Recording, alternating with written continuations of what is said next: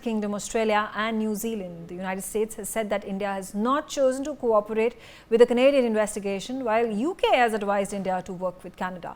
Both Australia and New Zealand have backed Trudeau and expressed concern on the reports. The truth, as stated by the Ministry of External Affairs, is that Canada is yet to share any credible evidence of any Indian government official being involved in the Nijjar murder.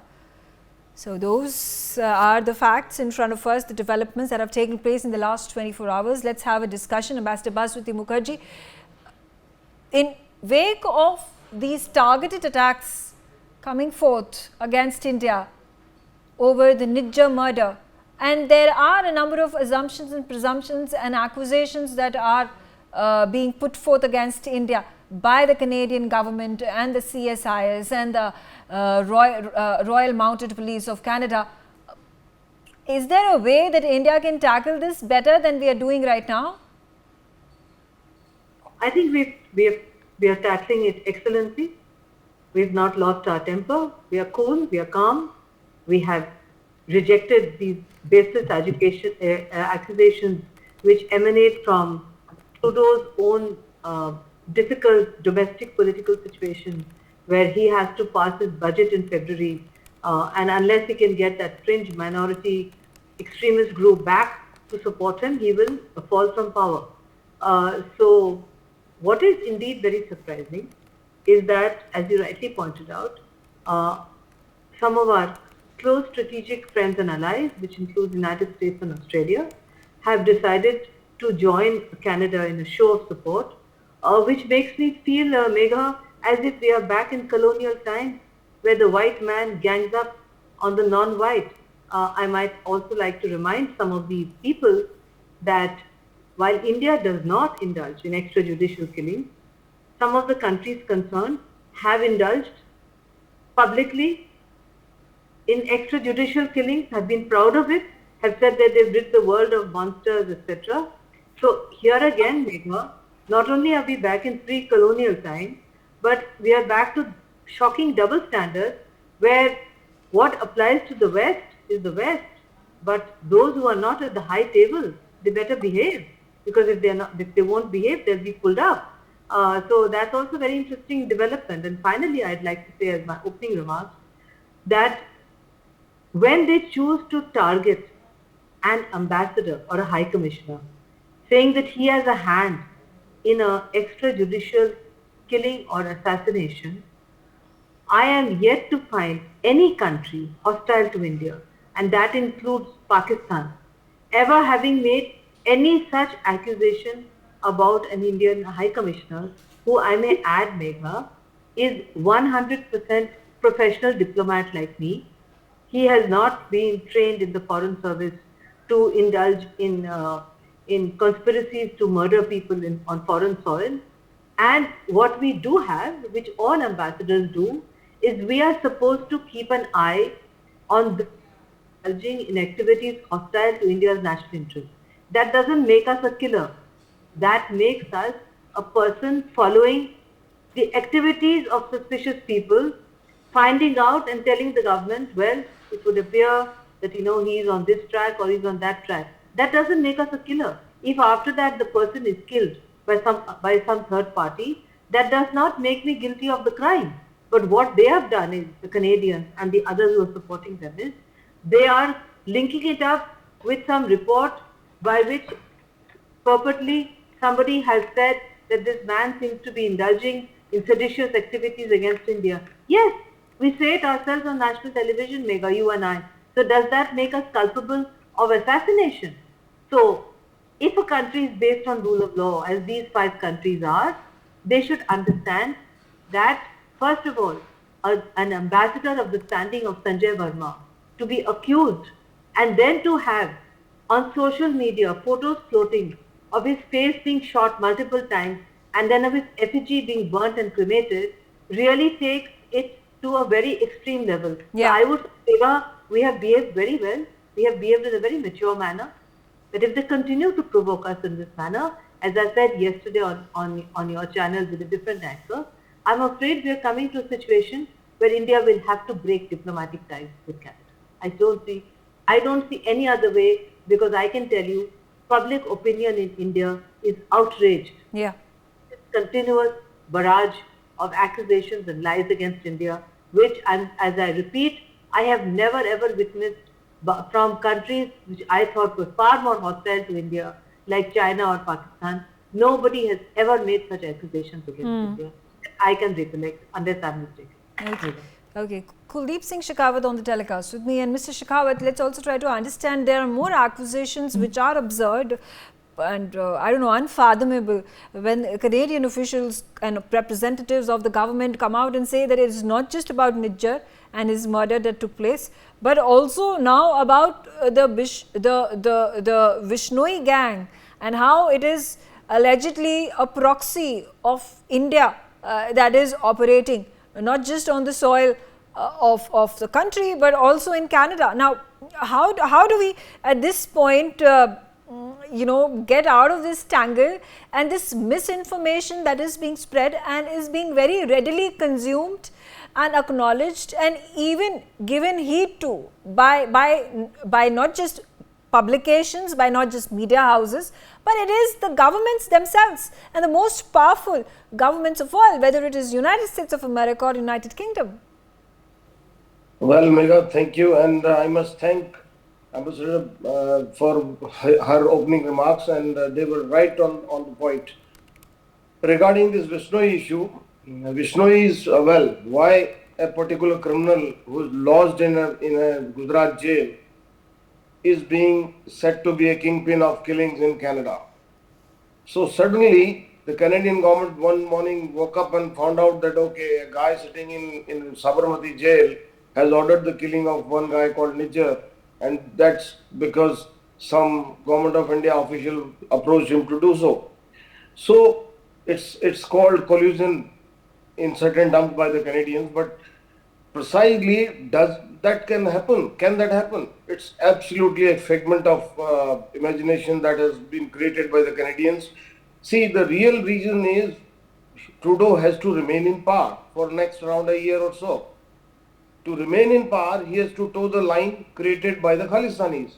What Khalistanis are doing, Jagmeet is doing what he thinks is right. What his cronies are telling Jagmeet that, okay, you go and tell Trudeau, if you want my support, these are my conditions, this is how it needs to be going. So Trudeau is playing the game of being what Jagmeet Bharat is saying.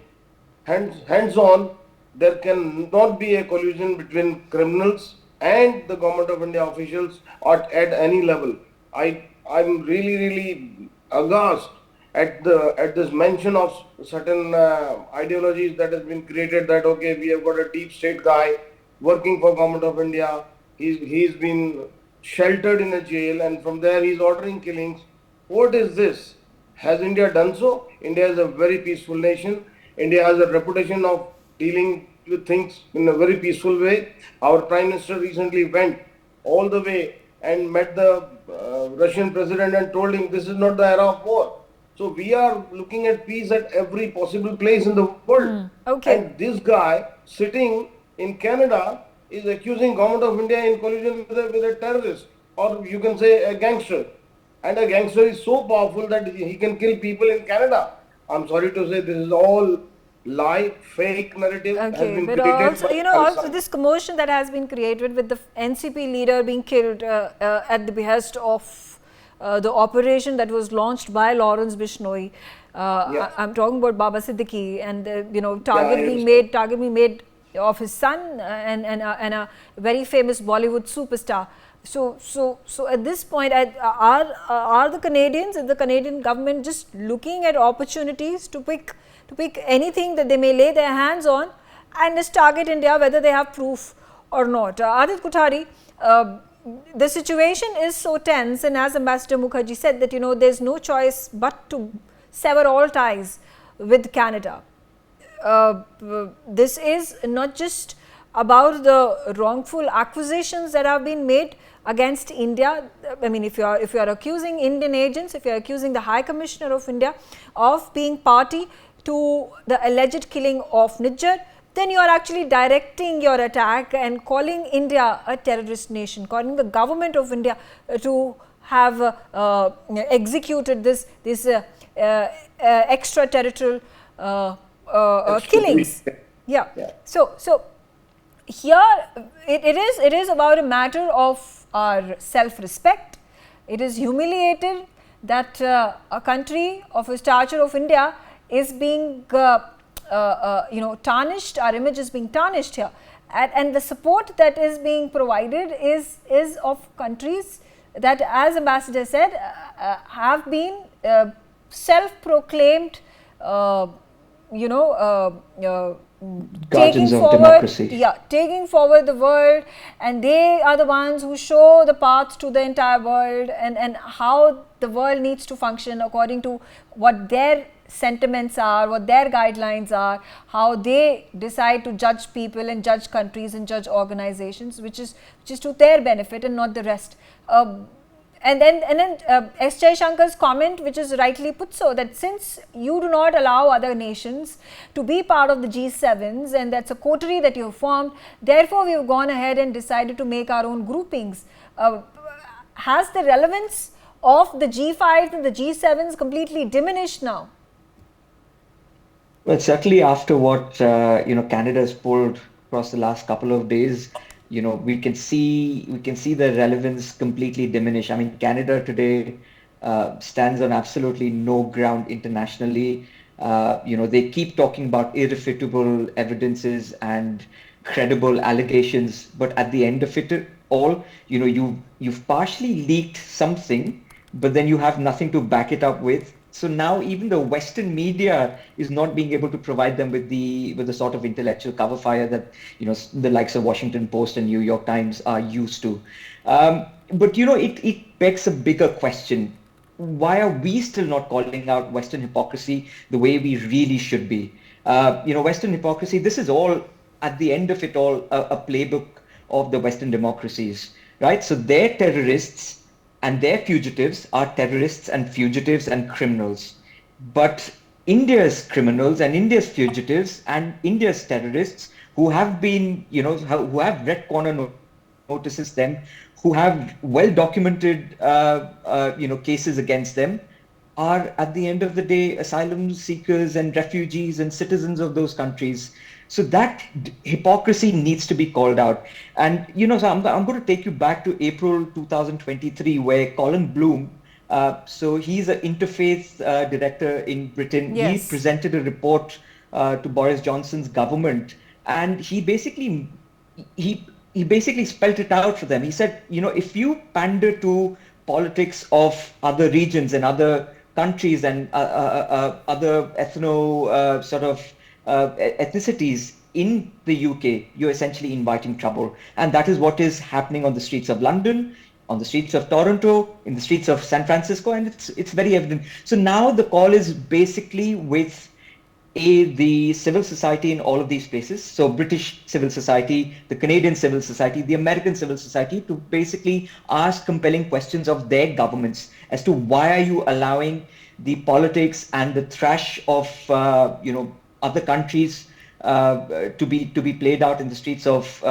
London, in the streets of Ontario, in the streets of Toronto, in the streets of San Francisco, and that's what they should be doing. The problem is because we are so enamored by our lives at this point. We are so overwhelmed by our 9-to-5 jobs and our children and our other day-to-day activities that when we as a civil society, as a collective society, do not raise these compelling questions to the policymakers. And as a consequence, these little fringe minorities of the Khalistanis, the Islamists, they continue to wreak havoc on the streets. Megha. Okay. Jitanjay Bharadwaj, now severing ties with Canada, it only, increases our problems manifold, because there is this, heavy infestation of Khalistanis operating out of Canada. But a larger goal is to extradite these criminals, extradite these terrorists, and bring them to India, and stop this secessionist intention that has been playing out for several years now. But in such a case where Canada continues to provide safe harbors to these individuals and organizations, how are we going to gain any success in quelling these secessionist agendas of terrorists?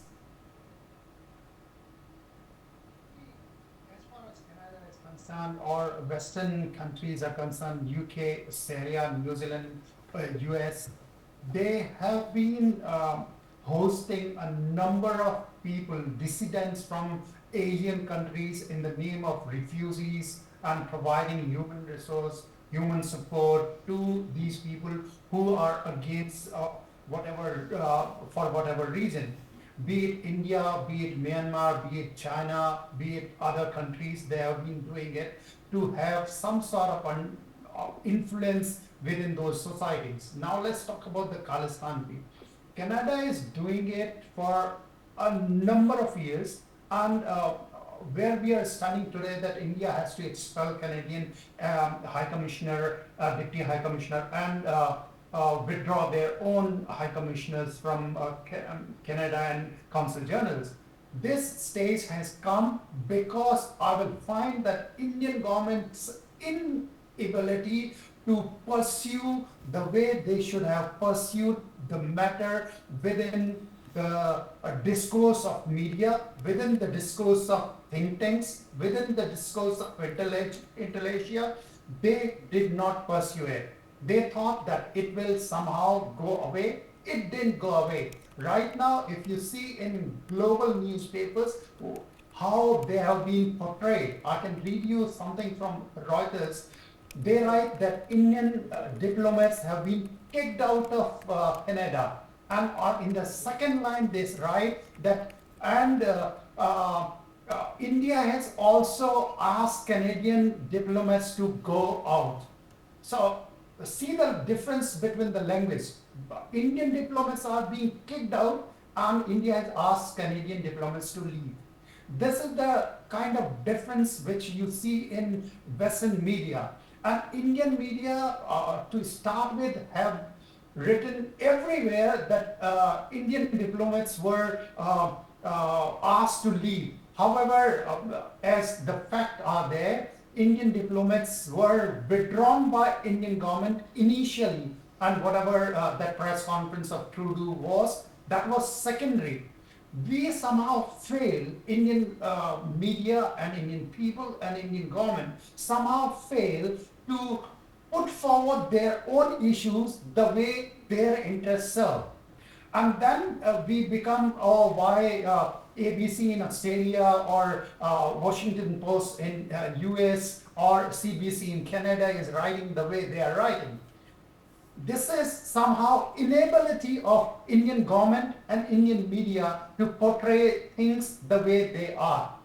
I find it very funny. I don't know. I don't think there's been a single Indian media agency that has come out and supported Canada in the kind of behavior that has been shown, which is unceremonious by the Canadian Prime Minister, or any of the statements that are coming in, whether it's from Jagmeet Singh, whether it is about other members of Parliament of the Liberal Party. So I wonder if the statement that you make is actually holds truth.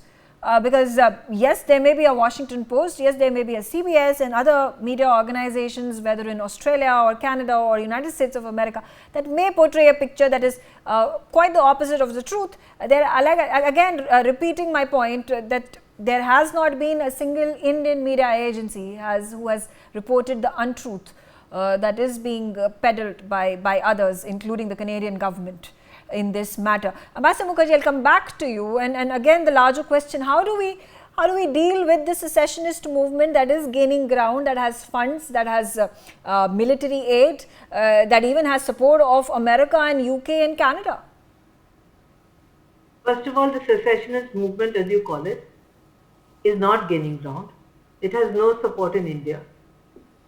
It is restricted to a very small marginal minority in Canada, and it is clearly being supported at the lower level of the American deep state, because the Americans are in the middle of a highly polarized presidential election, which is going to be, we would know the results on 6th of November.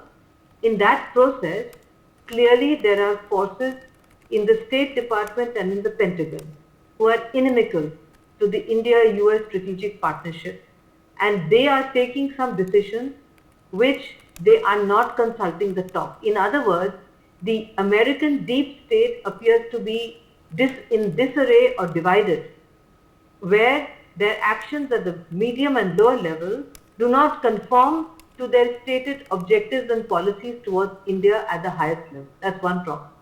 The second problem, which was just described by our last co-panelist, whose name I can't see on the screen, so I apologize to him.